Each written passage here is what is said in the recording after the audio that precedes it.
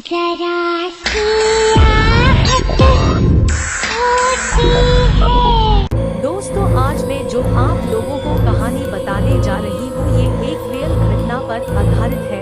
ये घटना आप लोगों के साथ भी हो सकती है। आप लोग मेरी ये रियल हॉरर स्टोरी पढ़िए और सुनिए और बताएं कैसा लगा। तो शुरू करते ही आज की कहानी। विशाखा एक नौसिखिया लेखिका थी जो शहर से दूर एक छोटे गांव में अपने नाना नानी के साथ रहती थी।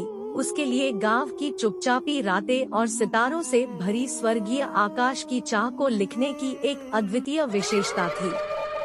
एक दिन जब रात का पर्दा ढल रहा था, विशाखा ने नाना को उनके पुराने घर की बातें सुनाने के लिए कहा।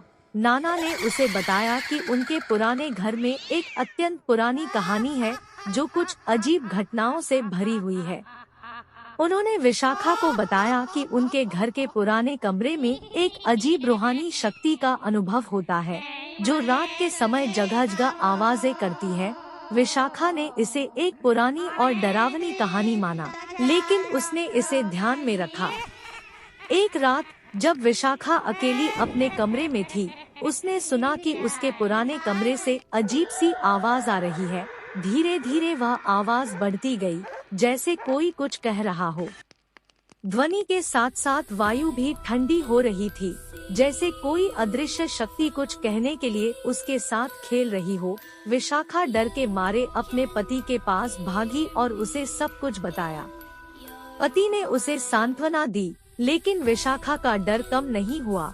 वह ने निश्चित किया कि वह अगली बार अपने नाना के पुराने कमरे में नहीं जाएगी। इस कहानी से विशाखा ने सीखा कि कभी कभी हमें अपनी आवाज का समर्थन करना होता है, लेकिन कभी कभी हमें अपने डर को सामना करना भी होता है।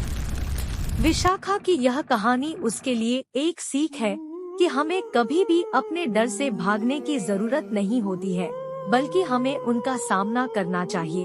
उसने अपने नाना नानी के घर के अजीब पुराने कमरे की डरावनी कहानी से यह सीखी कि डर को पालने से नहीं, उसका सामना करके ही हम अपनी आत्मा को मजबूत बना सकते हैं। तो दोस्तों, आप लोगों को यह कहानी कैसा लगा? अगर अच्छा लगा तो लाइक कीजिएगा, शेयर कीजिएगा और कमेंट में जरूर बताइएगा कैसा लगा, और सब्सक्राइब करना मत भूलिएगा। तो फिर मिलेंगे नई कहानी के साथ, तब तक के लिए बाय, टेक केयर।